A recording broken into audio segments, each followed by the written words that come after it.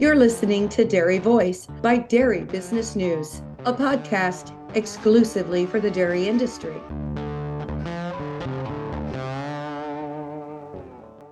One of our sponsors of the Dairy Voice podcast is National DHIA. NDHIA ensures information accuracy and represents their members' interests. They are the direct voice for the dairy information industry. To find out more, go to dhia.org. This episode is brought to you by DRMS, a trusted provider of dairy information and decision tools. As a nonprofit with deep ties to NC State and Iowa State universities, we've spent over 65 years serving the dairy industry, delivering research-backed software, standardized data, and exceptional customer support. Our dedicated team works alongside producers and consultants to ensure they get the training, tools, and insights they need. We turn complex herd data into clear, actionable insights that help producers and consultants make informed decisions every day through solutions built in collaboration with the dairy industry. Learn more at drms.org. Good morning, good afternoon, and good evening. Wherever you are in your day, welcome to the Dairy Voice podcast by Dairy Business News. I'm your host, Connie Kuber, with Sealpro Silage Barrier Films by Connor Agriscience. Thanks for joining us today. Please like, subscribe, and share this podcast with your friends. I say this every time, but before we get started, I always keep in mind that we do have listeners who are not part of the dairy industry, and we appreciate you learning about the great lengths that the dairy industry goes to educate and share information that benefits not only the cattle that we manage, but the people who consume our products like you.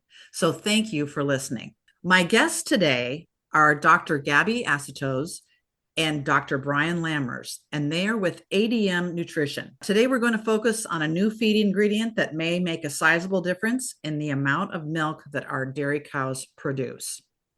So first, Gabby, please introduce yourself and give us some background on your career and your experience in the dairy industry. Thank you, Connie. Happy to be here. I'm Gabriela Acetoze. I currently lead our North America creation, design, and development team for ADM Animal Nutrition. I have been in the industry now close to 16 years between graduate school here at UC Davis with a master's in beef cattle nutrition and a PhD in dairy cattle nutrition, being with ADM over 11 years in different capacities, and now just leading our efforts on our technical sales support, formulations, and life cycle management. Happy to be here with you today. Brian, could you introduce yourself and give us some background? Thank you, Connie. Thank you for hosting us. Brian Lammers, grew up on a dairy farm in Western Ohio, undergrad degree from Ohio State, PhD from Penn State, and I've been working with ADM Animal Nutrition now for 27 years.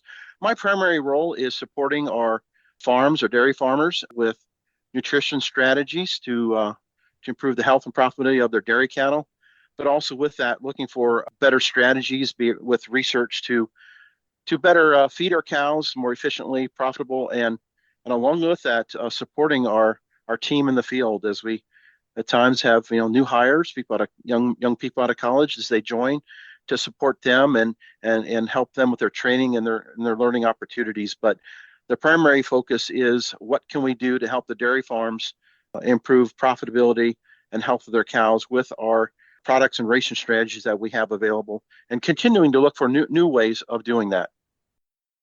With over 85 projects, California Bioenergy is without a doubt one of the leading developers of anaerobic digesters for dairy farms in the United States. Since 2006, CalBio has been forming successful partnerships with dairy farmers to create digesters that are built to last. Our CalBio team has the expertise to help lead you through the entire development process. From project design and engineering to credit generation and the day-to-day operations. With subsidiaries in the Northwest, Midwest, and Southwest, CalBio is ready to partner with dairy farmers across the country. Learn more at calbioenergy.com. ADM Nutrition has a new product, and I read over some of the information that I was sent regarding this product. From the studies that you've run, it seems like you're focusing on transition cows and early lactation cows. Is that correct? That is correct, Connie. So you're referring to a product of ours that it's capsicum oleoresin based product, right? That takes a special manufacturing coating to ensure a rumen bypass. We're really targeting a particular, receptor that is located in the small intestine. So that component has to bypass the rumen environment, which, most of your listeners here would understand on the why. Upon being recognized in the small intestine through a cascade of events, it ultimately leads to a phenomenon that we call glucose sparing, right? We all understand that cows in the transition period, they're going from pregnant non-lactating to lactating, extra demand of energy, and therefore the extra glucose sparing is what really we're trying to ensure with a product such as just Nexulin. And thank you for saying that big long name again. Could you say it again for us? It's a capsicum oleoresin based product, rumen bypass. Okay, and that has something to do with chili plants. Is that correct? That is correct. It's the active component in red chili peppers. Okay. All right. Okay. Very good. So where did the idea for using this compound come from? You say that, and Brian, I'll pass it over to you real quick, but a lot of the early discoveries of red chili pepper has been actually in human nutrition with studies in diabetic patients. Sure. So Brian, I'll send it back to you. I was actually going to say, if you look at research on these phytomolecules, there's been research in humans and other animals going back a lot of years. 10 years ago, our company started doing some screening of some different phytomolecules to look at some of these molecules that would have some benefits, either animal health or performance. And that's where it came from. And they saw the benefits that capsaicin oleoresin has in animals in general, and gave it a try and fed it to some lactating cows. Then you start to build up some experiences from that, and then you broaden your experiences, and that's where we ended up today. I might just add that, as Gabby referred to, that is extracted from the red chili pepper, where we're talking about a powder. And I've used the expression that it's very similar to like putting cinnamon on your toast. It's a very fine powder. And then fed in very, very small quantities. It's very potent, as opposed to like in humans or in like mice where they've done research. Well, the rumen gets in the way, so it's got to be protected. And ADM has developed a microencapsulation process to get it safely through the rumen.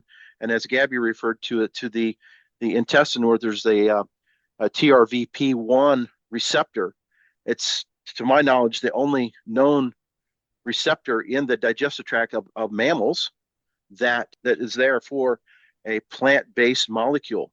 So it's pretty unique in how it works, and there's a lot of evidence just beyond dairy cattle of the responses and benefits it can have in mammals and animals in general. If I'm a dairy farmer and I'm going to use it, how does it come? Does it come in a bolus? I noticed some of the trials where cows were given boluses. Can it be mixed in a mineral pack? How does that work? Yes, so it is a powder, and it comes in a bag, like a 50-pound bag, but we feed very small quantities. Actually, the Nexulin that we get, we feed it at 1 gram per head per day. So including it like in a meal mix works fine. For farms that we would want to add it to their rations on farm, we've actually added it to our yeast product to make a product that's actually 1 ounce per head per day, and something that will actually blend into a mix on farm and with a mixer wagon that can accurately get blended in. So we have a couple of different options, either a mill mix or on farm, on how to get that properly delivered and blended into the rations of the dairy cattle. Because it's such a fine powder, it's probably not susceptible to sorting or anything in the feed bunk. Is that correct?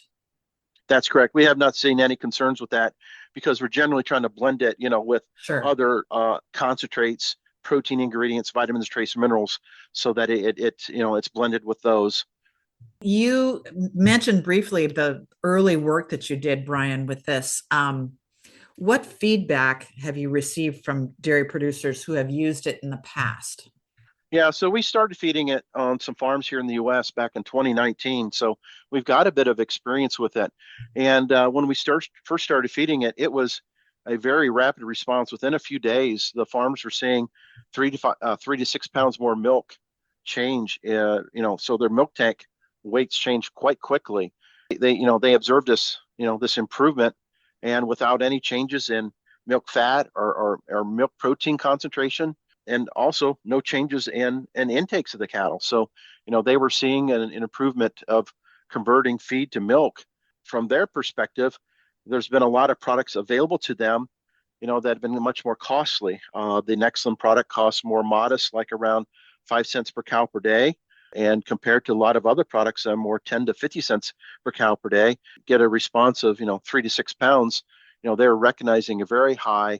I like that Nexulin product, keep it in my rations. So that was their response.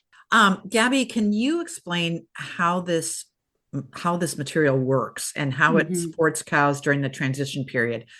Yeah, so cows naturally during the transition period, they go through a period where the secondary tissues, right? So your adipose tissue and your skeletal muscle, they lose insulin sensitivity, and that naturally spares glucose to the mammary gland.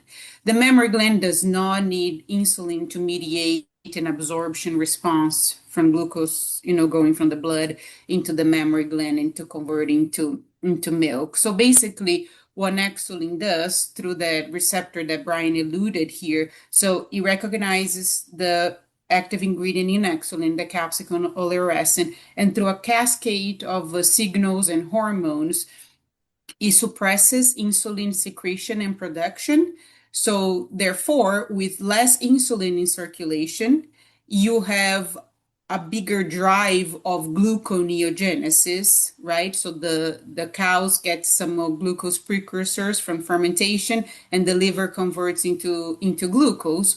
Well, that overdrive in gluconeogenesis now puts this bigger pool of glucose in circulation that can now be spared to the mammary gland that does not need an insulin response to absorb. So once the glucose hits the mammary gland, it's converting into lactose, and lactose drives milk volume, which illustrates to you the responses that Brian, his team, and the producers, him and the dairy team has seen also in the field, right? With that improvement in the 3 to 6 pounds per head per day magnitude of improvements in milk production. So in a nutshell, it's through this, overall mechanism of glucose sparing.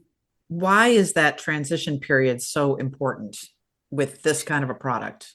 Because there's so many disruptions to the natural state of a cow's resilience state, right? So they're going from being dry and pregnant to suddenly, have given birth to a calf, to start lactating with a natural drop of intake. So there's a lot of metabolic changes that happen within the window of 21 days pre-calving to all the way to 100 days post-peak milk that a cow needs to endure in order to compensate for this increased demand that she will face in light of the upcoming new lactation. So that disruption in the resilience of the animal, very important to dictate the successful of this upcoming lactation. And what we're trying to promote with Nexulin is to give the animals, the best condition or ability to, start this new lactation at a successful pace by, giving them this extra glucose sparing chance. Right. Okay. And there are, I was looking at your materials, there were several different research trials that have investigated using this product, Nexulin. What are some of the very most compelling findings that you had? So we recently, we have done trials all over the world, literally from France to New Zealand to Brazil to the US and Canada. We have done trials with Nexulin. We all have gotten a lot of very positive and big responses.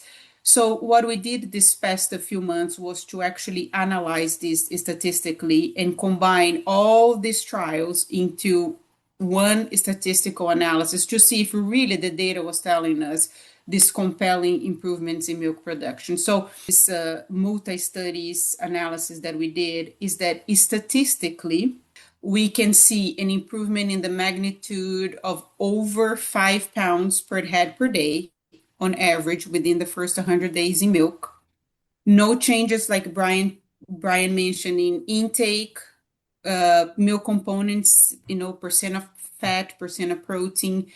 We also had concerns on, are the calves going to be bigger because there is this greater glucose coming in? No changes in calf size or birth weight, as well as no changes in body condition score. So this really spoke volume to us. We knew it was large, the response. We knew that it was a response that we saw across many different diets, many different geography, management systems, right? When you think about a farm in New Zealand, it's not managed the same way as a farm and a cow in Indiana, right? So, and what really alluded to us is that this physiological response that goes, beyond any dietary feeding program, management system, geography, but to really just working within the animal to support them through this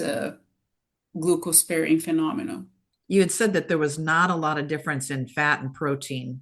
Percentage, no differences. We have not seen, but because there is an increase in the yield, there is an increase in the yield of pounds of fat, for instance, but just because it's driven by a larger volume of milk being produced. But the concentration in percentage, we have not detected, and even this latest analysis that we did showed non-statistical difference. Okay. And so I'm thinking, the breed of cattle that we have in the United States mostly is Holsteins, but we've got a really big contingency of Jerseys where fat and protein is a big deal.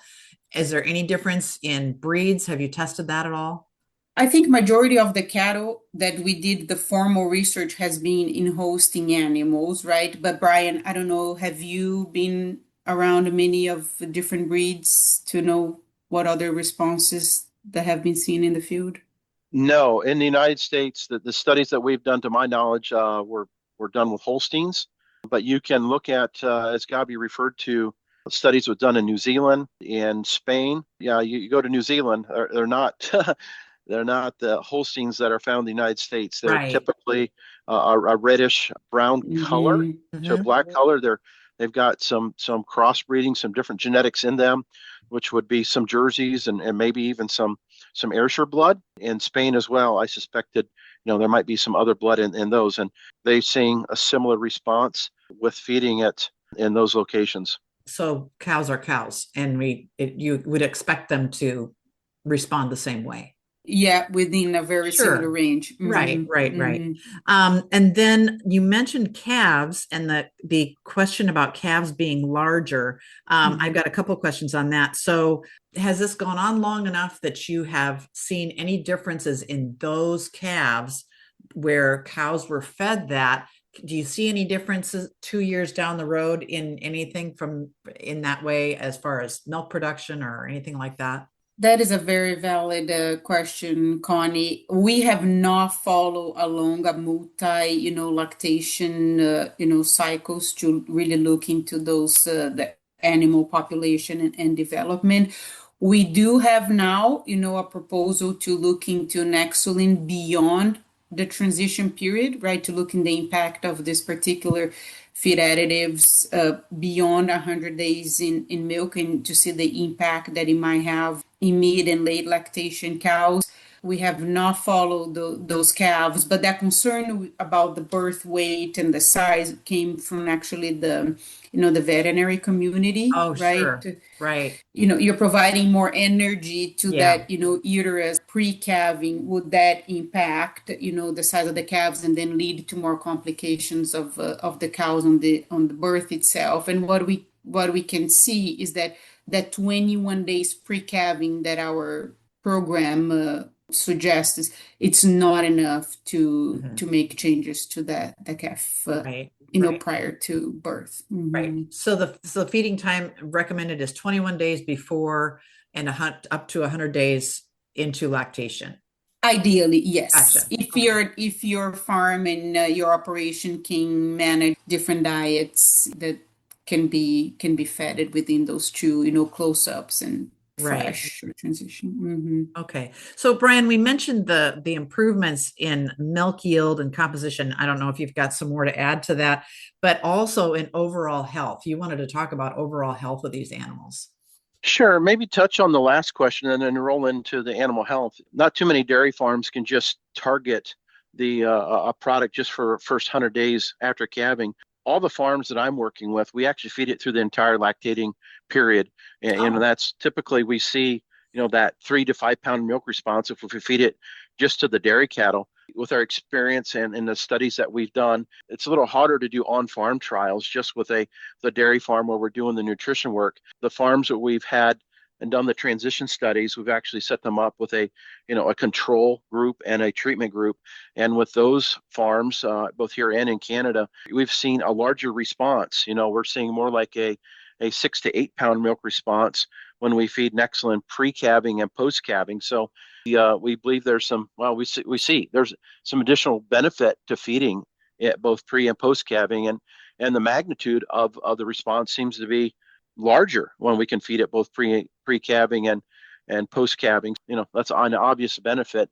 And for animal health, we have not seen any concerns with animal health or with reproductive performance with it. As Gabby referred to, we're looking at doing more research to better understand if there's different responses in later lactation or some other health or reproductive benefits we haven't uncovered. More to learn with this product. In the dairy industry, feeding dairy cattle, we're not the only ones interested. As other people in other, I guess, other industries and other types of, be it human or animal, are also interested in capsaicin and how it may benefit. And there's some interesting work on how it might modulate inflammation.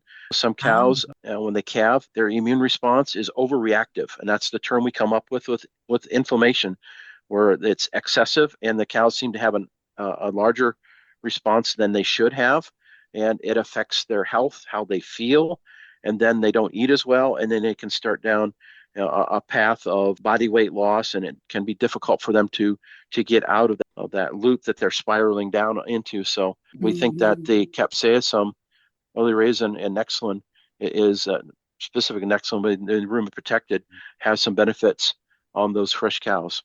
You talked about the looking further. Are there any other areas of research that you'd like to see explored to see how this product could help dairy animals? A lot is studied in capsicum in general. I would say a famous phytomolecule within the space of heat stress. It's used to mitigate, heat stress. It has a lot of supportive data as an anti-inflammatory component, as an analgesic component. Entices animal to drink more water. It helps animal become more of meal feeders, right? Smaller bites, more frequent, which also has a play, in feedlot animals, heat stress, but in particular, when we talk about rumen bypass capsicum, right? Like we're really trying to deviate all this effect down to the small intestine, and this receptor in particular for glucose sparing. So I think it's just to continue to evaluate, right? How long, what is the magnitude of response? What is the return to the producer? We always have to have this in mind, that having the greatest ROI possible, the response that we're trying to elicit in the animals. I think inflammation is an area here that gets a lot of attention with in capsicum in general. So potentially tying that inflammation story into, later in lactation, or even continue to explore more within the transition periods, if that has a play with components such as Nexulin, would be also idea. I would dare to say that within the phytomolecule world, capsicum is probably the most studied molecule that might be out there. So I think you'll see a lot more data coming up with additives within this realm, primarily with the capsicum as an active ingredient, or combinations, right? Sure. What else can we do with this? Brian, did you have anything to add to that? Yes, Connie. Gabby had some really good comments about the amount of research that's been done with the capsaicin oleoresin. What's interesting, if for those out there that want to do their own research, you can do your own research. Google does a lot, right? But Yeah. you start to search, you'll find that there's some other versions of capsaicin oleoresin that have been fed to dairy cattle. But be mindful and look at the source. Some of them have not seen a positive response. So be a critical thinker and evaluator of the research you do, because all products are not the same. This has been really an interesting conversation. I think from my side, like Brian mentioned this not too long ago, for all the listeners out there, understand there's many products in the market. This space, has been filling with more and more technology. So just be critical of the data that you come, right? To exercise some of critical thinking when you look at the data, the results. It's really done just in general terms, or that was actually a formal research performed. There is a huge play of additives that improve milk production efficiency, also tied to a sustainability component. I think a lot is being heard lately on dairy and sustainability and methane and greenhouse gases, but I just think that the dairy producers that continue to maximize their productivity are also very critical partners in these sustainability discussions, right? Every time you improve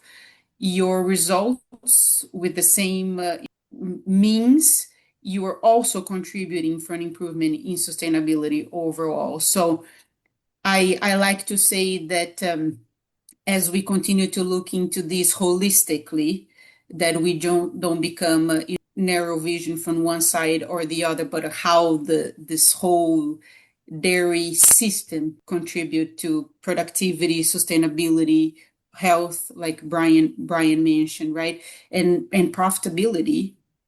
If there's no sustainability of the business as a profitable entity, this is not sustainable. Sustainability has a lot of different meanings. Just curious, on your quality mention, are there different levels of quality of this compound? There is different standard concentrations, right? Our product has a set concentration of the active ingredient. It has a special technology that not only covers the active ingredient from a handling standpoint, mind you that those phytomolecules or those essential oils are volatile. So if you don't standardize and you don't code, that becomes potentially a hazardous to be handled. And Nexulin not only has one, but it has a double coating because we're ensuring that bypass. So it's a process very unique to us as far as that manufacturing for a precision delivery site. Mm-hmm. We are not wanting to trigger this anywhere else. For this particular one, we really wanted that active ingredient to hit the small intestine. So we take a lot of pride on that, on the coding and the technology involved into that. Brian, anything to add before we wrap up? Yeah, so from the perspective of the dairymen that I work with, consult with on a daily basis, they just really appreciate and latch on to and value a product that has a moderate cost like Nexulin does for the response it gets. I mean, there's a lot of other products out there that they have tried or have used or have been introduced to them that have been much more costly, and in some cases for a much lower expected response than what we get with Nexulin. So just the overall ROI, the benefits they get for the cost investment is very high, and that's very well received and used by the farms we work with.